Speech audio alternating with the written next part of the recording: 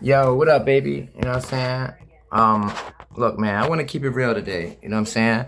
This is a topic that you don't really hear that often. I'm a man, right? And I can fight and things like that. I'm not saying that I can beat anybody up, but I can fight. Like when I was coming up, the best advice I got was when somebody hits you, just swing. You know what I'm saying? Just swing. You know what I mean?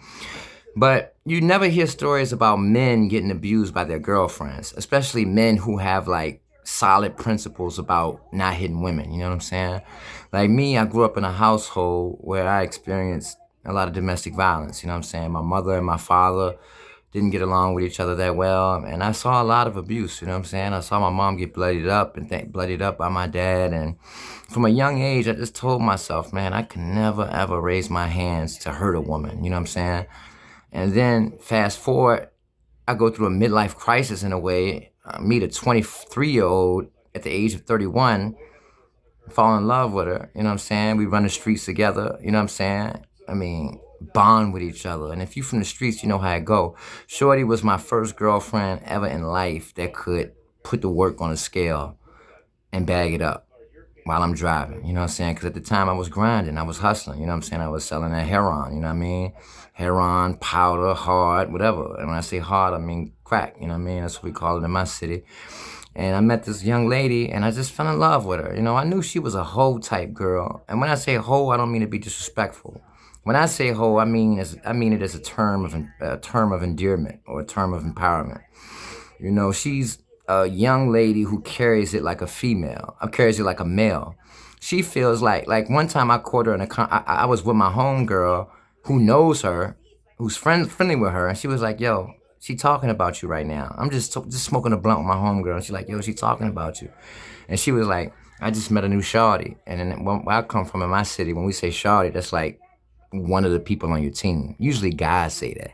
I got a shawty, you know what I'm saying? That's just another female on your team. You might have five already, it's a six. She referred to me as a shawty.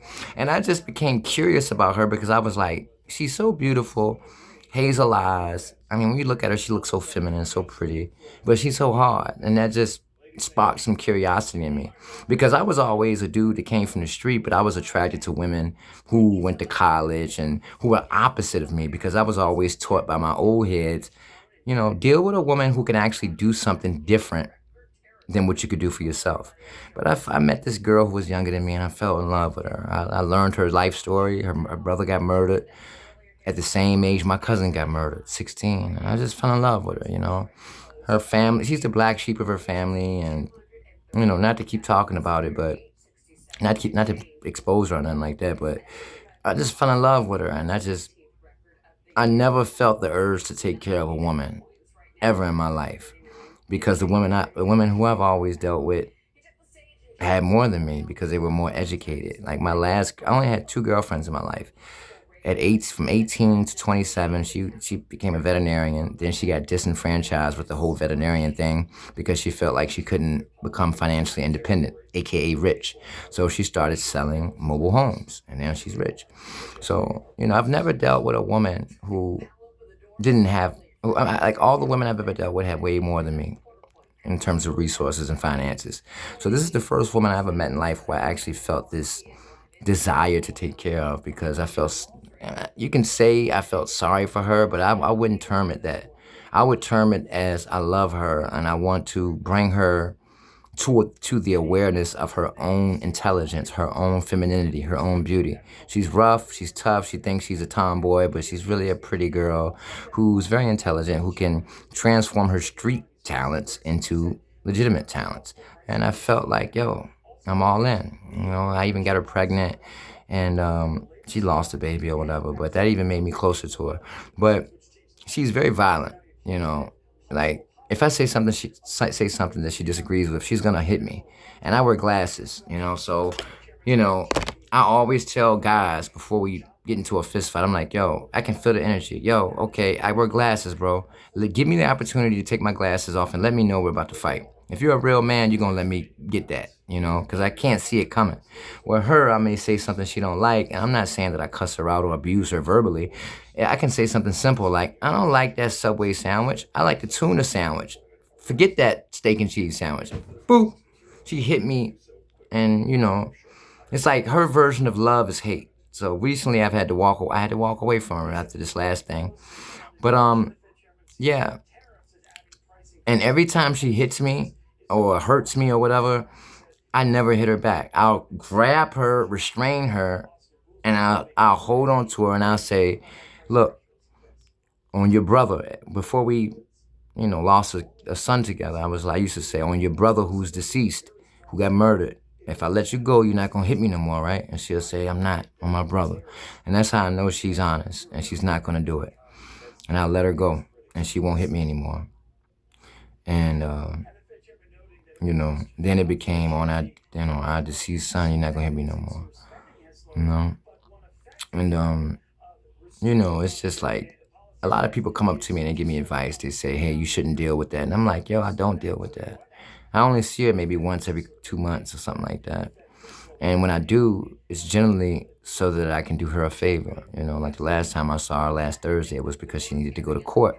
She was like, yo, my lawyer told me that I'm going to beat the case and I have nobody to take me to court, you know? And, I took her to court and we ended up having a good vibe, went out to eat, had an amazing day.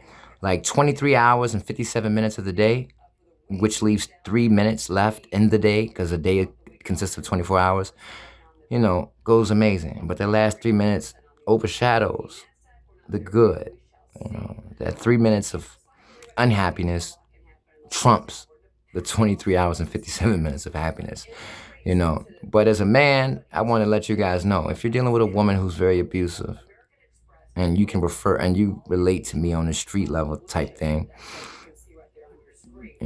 don't justify like I did for years and years. You know what I'm saying?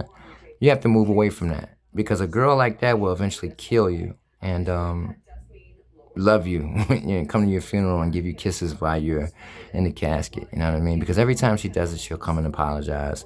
But this is a topic that's rarely talked about.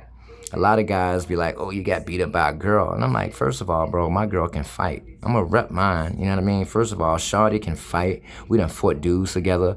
You know what I'm saying? I done broke her up because she done punished a girl that was much bigger than her. She's petite and little.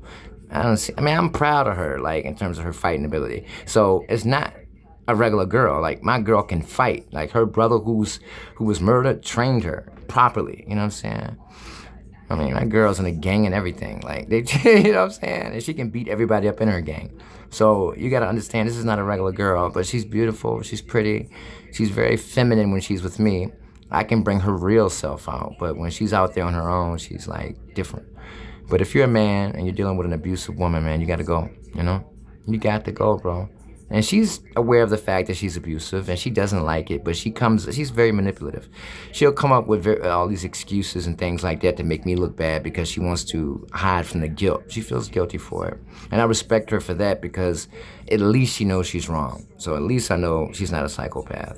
But, don't be like me and say, well, we almost had a baby together, but she lost a baby. It was stillborn, or I love her, or I know she's crazy. We're both crazy. We're both crazy Libras. That's just how I go in our relationship. Don't do that. Walk away, and maybe one day later, you two can forge a friendship and maybe get back into a relationship. You know what I mean? So peace to the gods and earth, baby. You know what I mean? One love.